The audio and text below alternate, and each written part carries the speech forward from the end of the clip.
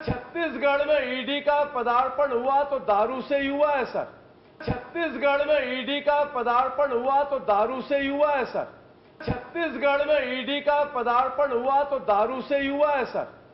राजेश जी। सम्मानीय अध्यक्ष महोदय, मेरा प्रश्न थोड़ा विस्तार से है और माननीय मंत्री जी ने विस्तार से उसका उत्तर भी दिया। लगभग 700 पेज का उत्तर आया है। मैं स्पेसिफिक प्रश्न पूछ रहा हूं आपसे, क्या शराब खरीदने की कोई सरकार की नीति है? यह स्पष्ट कर दे किस नीति के आधार पर सरकार पार्टियों से आप खरीदती है जो शराब की पूर्ति करते हैं। शराब खरीदने की नीति यदि है तो बता दें। माननीय अध्यक्ष महोदय, सरकार छत्तीसगढ़ में शराब नीति उसकी बनी हुई है खरीदी की। उस नीति के तहत सरकार खरीदती है, साथ ही मांग एवं बिक्री के अनुसार मदिरा दुकानों के लिए खरीदी जाती है। मैंने अध्यक्ष महोदय नीति पूछी, क्या आप टेंडर आमंत्रित करते हो? क्या आप कोटेशन आमंत्रित करते हो? क्या राष्ट्रीय स्तर पर करते हो कि प्रदेश स्तर पर करते हो? क्या वह व्यक्ति कौन सप्लाई कर सकता है, किसका टर्नओवर कितना है, यही तो मैं पूछ रहा। नीति क्या है? रेट ऑफर एवं टेंडर के माध्यम से खरीदी की जाए। टेंडर के माध्यम से। सम्मानीय अध्यक्ष महोदय, मेरे प्रश्न के उत्तर में ही आपने कहा, तो क्या राष्ट्रीय स्तर पर, अंतर्राष्ट्रीय स्तर पर क्या पेपर में विज्ञापन होकर के छपा, उसका टेंडर आमंत्रित हुआ? तो कितने फर्मों ने 2019 और 2020 और 2021 और 2022 में आपने बताया, ठीक? तो कुल छत्तीसगढ़ में 3 ही खाली लोग आए आज तक। यानी चिंता का विषय देश में डिस्टिलरी कितनी है, वो खाली 3 ही लोग छत्तीसगढ़ में सप्लाई करते रहे, और उसमें देसी मदिरा और विदेशी मदिरा दोनों का टेंडर कब कब आमंत्रित किया और कितनी फर्मों ने उसमें भागीदारी निभाई, जरा ये बता दें।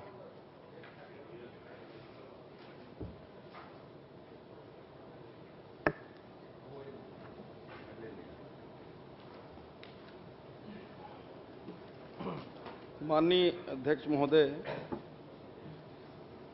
जो टेंडर हैं, मैंने पहले ही बताया कि उसमें टेंडर भी करते हैं और उसमें देसी मदिरा का प्रदेश के केवल 3 ही हमारे यहाँ डिस्टिलरी हैं, इसलिए 3 ही टेंडर आए होंगे और ये राज्य के अंदर से ही लेना था। ये नियम है क्या कि राज्य के लोग ही उसमें टेंडर में भागीदार होंगे? जब पूरे प्रदेश के अंदर मदिरा चाहे देसी हो चाहे विदेशी हो, क्या ऐसा कोई नियम बना है अपना कि राज्य की जो डिस्टिलरी है वही सप्लाई करेगी? ये स्पष्ट दे दें माननीय अध्यक्ष जी, सीधा। और अगर नहीं तो मैं बता देता हूं, 2018 में 2018-19 में 37 फर्मों ने मदिरा क्रय करने का आवेदन दिया। 19-20 में 61, 61, 20-21 में 1 अप्रैल 20 से 12 मई 20 तक 21 फर्मों का विदेशी क्रय का आपने दिया। उसी प्रकार से ये अपने आप कम हो गए। 21-22 में खाली 14 फर्में विदेशी आई। विदेशी बोल रहे, वो देशी का जवाब दे रहे हैं। देशी में भी जो बताया 37 फर्में थी, तो 3 तक कहां पहुंच गए? आपको ना देशी से मतलब है ना विदेशी से? मेरे को दोनों से मतलब नहीं, मेरे को तो इस चीज से मतलब है। प्रश्न कर रहे हो कि अगर छत्तीसगढ़ में ईडी का पदार्पण हुआ तो दारू से ही हुआ है सर। चलिए बता दीजिए, कुछ बताना है तो। माननीय अध्यक्ष महोदय, यह नियम 2013 से है कि केवल प्रदेश के ही जो डिस्टिलरी वाले हैं वो देसी मदिरा प्रदान। चलिए ठीक, बहुत अच्छा जवाब है। चलिए आपने कहा, ये भी सहमत हूं। अगर आपने कहा तो आप ये भी बता दो कि जो 3 मदिरा वाले हैं, क्या उनके जिले बांटे थे क्या आपने? अध्यक्ष जी, 2013 में आपकी सरकार थी, आप ही की सरकार ने तय किया कि छत्तीसगढ़ के लोग ही उसमें पार्टिसिपेट करेंगे, तो फिर बार बार क्वेश्चन क्यों आ रहा है? सब नीतियां आपकी सरकार के द्वारा बनाई गई। यार अभी आप तक तो पहुंचा ही नहीं हूं मैं, आप घबरा क्यों? मंत्री जी को उत्तर दे। मैं तो सीधा पूछ रहा हूं कि क्या जो पॉलिसी आपने कहा कि छत्तीसगढ़ के लोग ही डिस्टिलरी वाले उस पर पार्टिसिपेट करेंगे, एग्री, नो प्रॉब्लम। क्या आपने जिले बांट दिए थे कि फलाने फलाने जिले में? इसलिए ये प्रश्न खड़ा कर रहा हूं कि सिंडिकेट बना करके योजनाबद्ध तरीके से इस प्रदेश को दारू माफियाओं ने लूटने का काम किया है। राजेश भैया, अभी एक मिनट आन दो ना, एक आप पूछना। देशी की चिंता है या विदेशी की चिंता है? मैं ना देशी हूं ना विदेशी हूं, मैं तो छत्तीसगढ़ में रहता हूं, छत्तीसगढ़ की चिंता करता हूं। माननीय अध्यक्ष महोदय, जो सप्लाई का एरिया है, जिलों को 8 जोन में बांटकर सप्लाई किया जाता था माननीय अध्यक्ष महोदय, और उसके आधार पर 3 ही दुकान होने की वजह से निश्चित रूप से कुछ जोन में उसमें आया। ठीक है। मेरे को आश्चर्य लग रहा है अध्यक्ष महोदय। आखिरी प्रश्न। नहीं, आखिरी प्रश्न, इतना बड़ा प्रदेश का महत्वपूर्ण प्रश्न पूछ रहा हूं। आपने टेंडर के अंदर क्या जिला वाइज टेंडर बुलाया था? आपने प्रदेश में मदिरा सप्लाई करने के लिए टेंडर आमंत्रित किया, और जब प्रदेश में मदिरा सप्लाई करने के लिए आपने टेंडर आमंत्रित किया, उसमें 3 लोगों ने पार्टिसिपेट किया जिनकी डिस्टिलरी यहां है, तो क्या 5 साल तक एक व्यक्ति, एक डिस्टिलरी वाला एक जिले में सप्लाई करेगा, दूसरा व्यक्ति दूसरे जिले में सप्लाई करेगा, तीसरा व्यक्ति तीसरे जिले? मैं नाम नहीं लूंगा किसी डिस्टिलरी वाले का। यह पॉलिसी के ऊपर प्रश्नवाचक चिन्ह अध्यक्ष महोदय, मैं खाली उस पर ही बात करूंगा। तो यह प्रदेश का बहुत महत्वपूर्ण प्रश्न है, और मेरा प्रश्न 4 किस्तों में अध्यक्ष महोदय। पहला खाली प्रश्न अभी चालू हुआ है कि क्या एजेंसी किसने सप्लाई की, कहां तक की?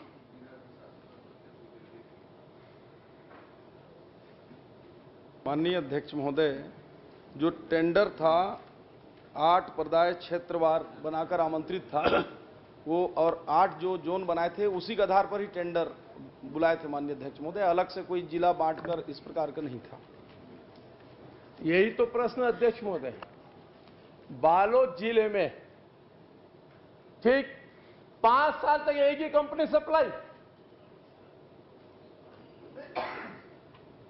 छत्तीसगढ़ डिस्टिलरी।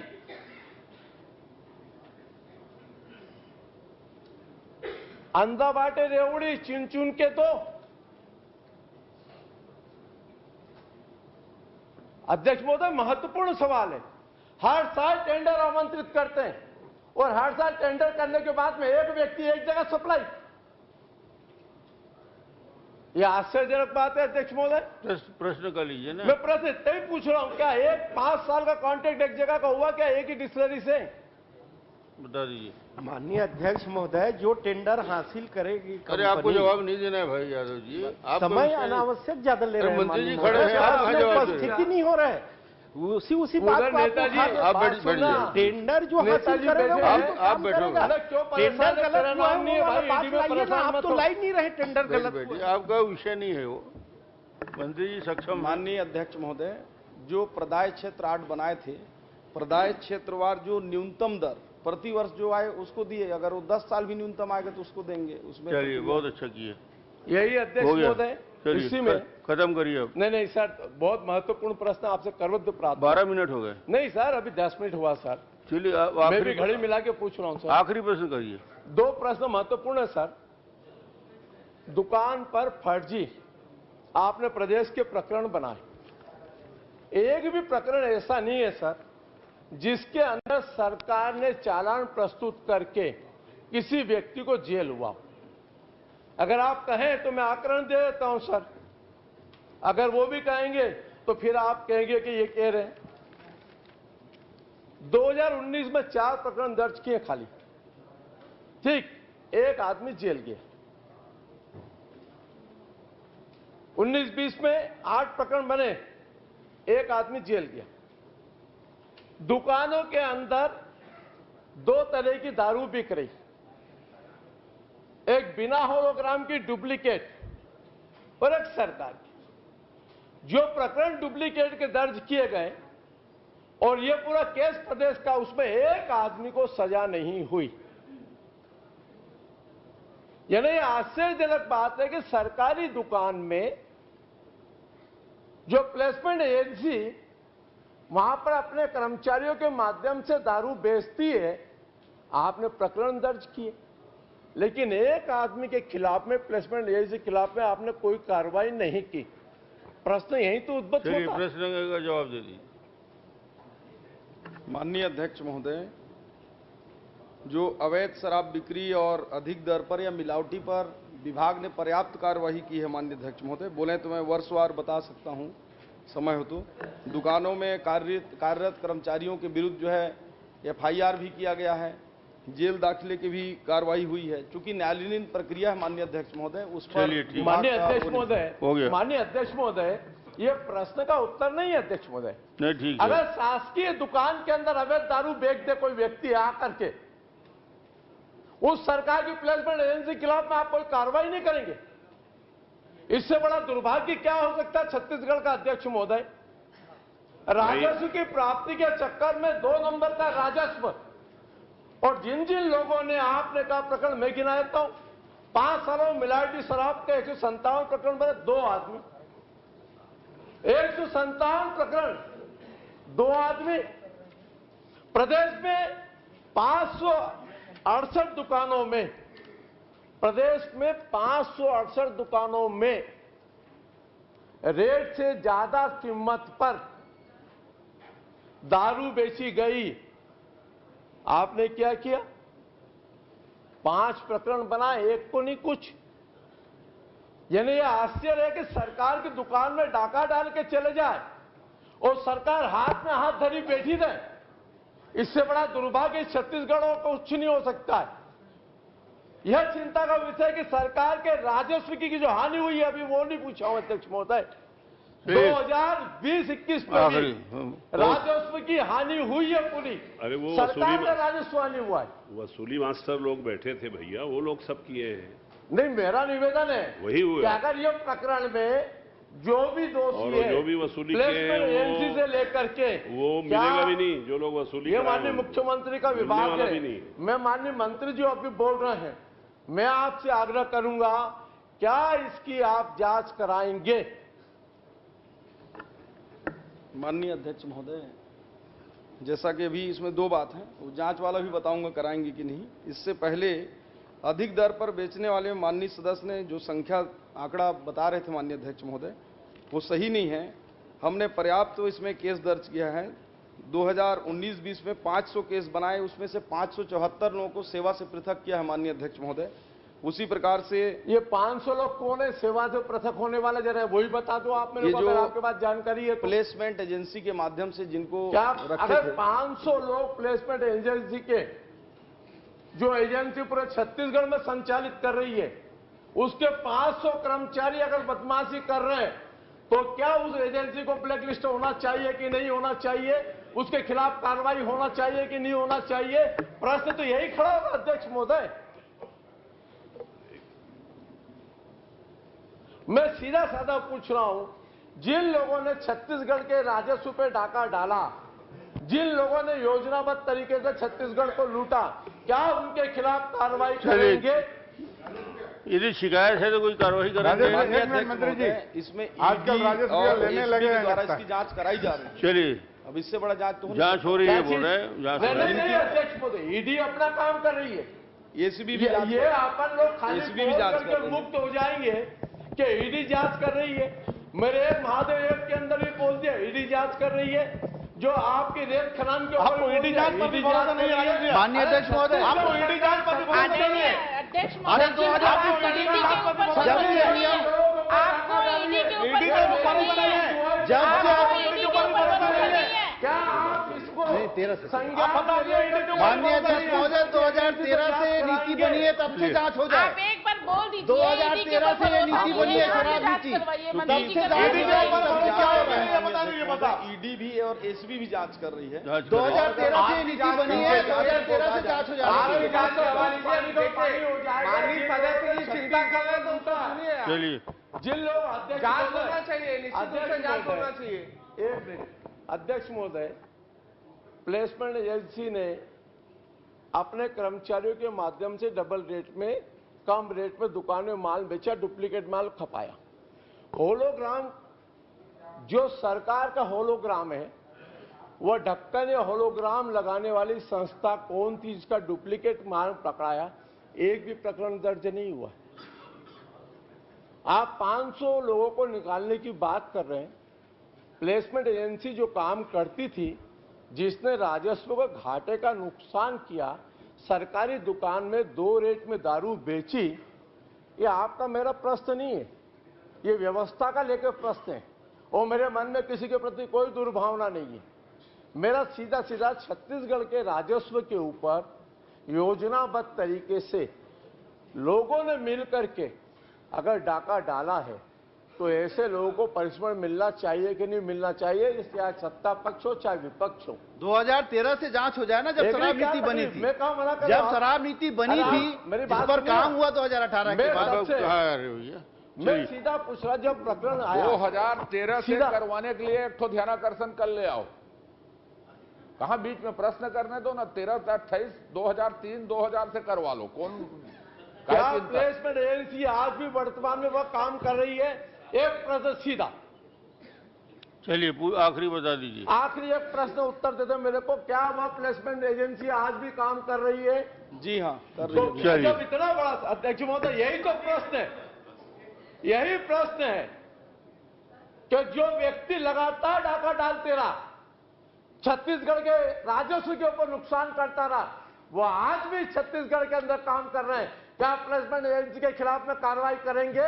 इतना ही प्रश्न मेरा बस। माननीय अध्यक्ष महोदय, पहले ही पर्याप्त कार्यवाही इस पर हुई है।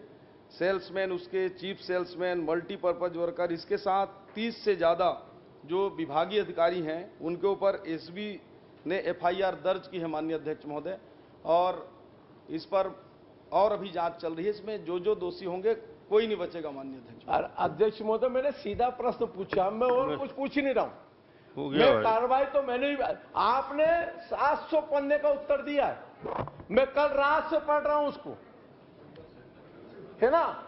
मैं पढ़ते पढ़ते वो हो गया। मैं इतना ही पूछ रहा हूं, जो प्लेसमेंट एजेंसी ने, सीधा प्रश्न, जिस प्लेसमेंट एजेंसी ने सरकार के राजस्व पे डाका डाला, क्या उस प्लेसमेंट एजेंसी के में कार्रवाई करेंगे? सीधा सीधा है, क्या उसके खिलाफ में एफआईआर दर्ज करेंगे? स्पेशल है ये सर, वो भ्रष्टाचार किसने किया, मैं उस पर नहीं जा रहा। क्या कोई इरादा है प्लेसमेंट एजेंसी के खिलाफ कार्रवाई करने का? सीधा सीधा एक लाइन, बैठ जाइए आप। उसमें प्लेसमेंट एजेंसी ने अपने नीचे के कर्मचारियों को बचाने का प्रयास नहीं किया है, उसने पर्याप्त उसमें फेरबदल किया है माननीय अध्यक्ष महोदय। और माननीय अध्यक्ष महोदय, एक प्रश्न, आप प्लेसमेंट एजेंसी के पक्ष में बात कर रहे हैं। आप प्लेसमेंट तो आश्चर्यजनक है अध्यक्ष महोदय, आप प्लेसमेंट एजेंसी के ना रहेगा बांस ना बजेगी बांसुरी, रहने दीजिए। और जिसके लिए हमने लंबी लड़ाई लड़ी, आज जांच का विषय आप है। माननीय अध्यक्ष सीबीआई की जांच करा देनी चाहिए। और इसमें सीबीआई की जांच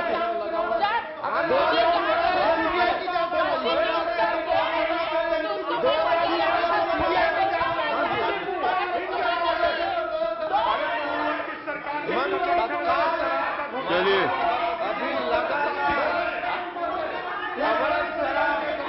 आप वाली बात मत करिए।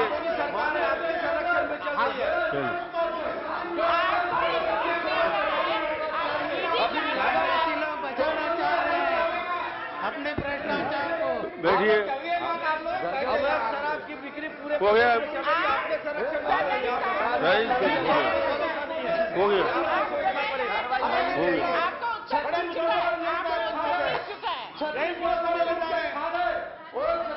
चलिए, हो गया, बहुत हो गया। चलिए, छात्री अपना प्रश्न करेंगे। मैं सीधा जांच होनी चाहिए अध्यक्ष महोदय, जांच होनी चाहिए। हम लोग एक लंबी लड़ाई लड़के यहाँ तक पहुंचे, एक प्रश्न का उत्तर नहीं आया। हम एक लंबी लड़ाई लड़के यहाँ तक पहुंचे। माननीय अध्यक्ष, जांच होनी चाहिए। जवाब आ गया।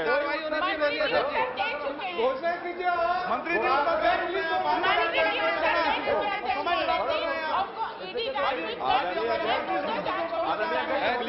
चलिए बैठिए बैठिए।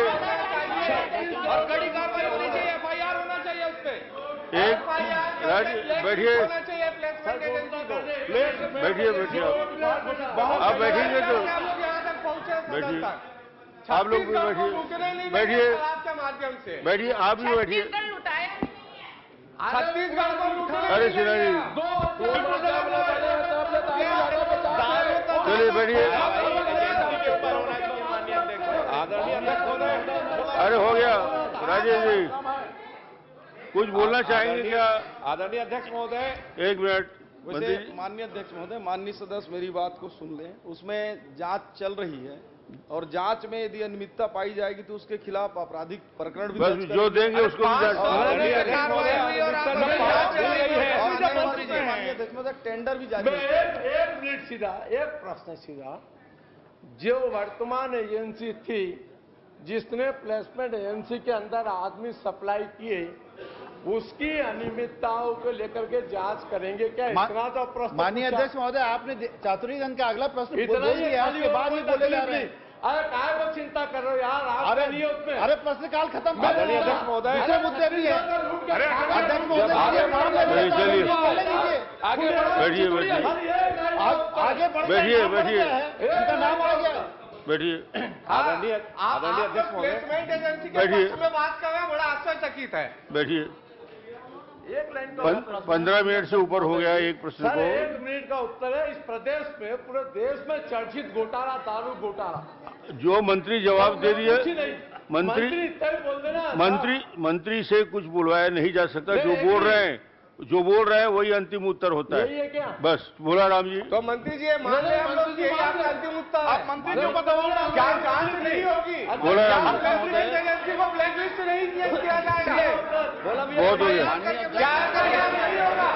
क्या ब्लैकलिस्ट नहीं किया जाएगा? क्या मंत्री जी से कार्रवाई होनी चाहिए?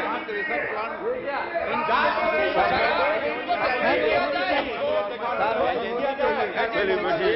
अध्यक्ष महोदय, बढ़ गए। धर्म जी बैठिए बैठिए बैठिए। आप लोग बैठिए, सब बैठ जाइए। माननीय सदस्यों को इसमें ऐसा लग रहा है कि बड़ी गड़बड़ी हुई है, तो प्लेसमेंट एजेंसी की जांच कराने की घोषणा की जाए। बस चलिए, बोला राम जी।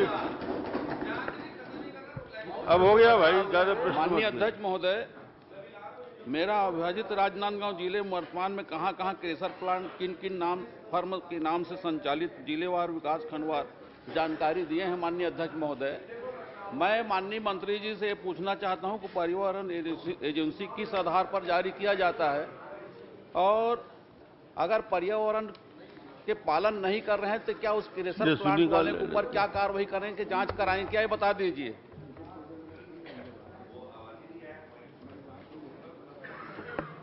अच्छा, वो बढ़ गया।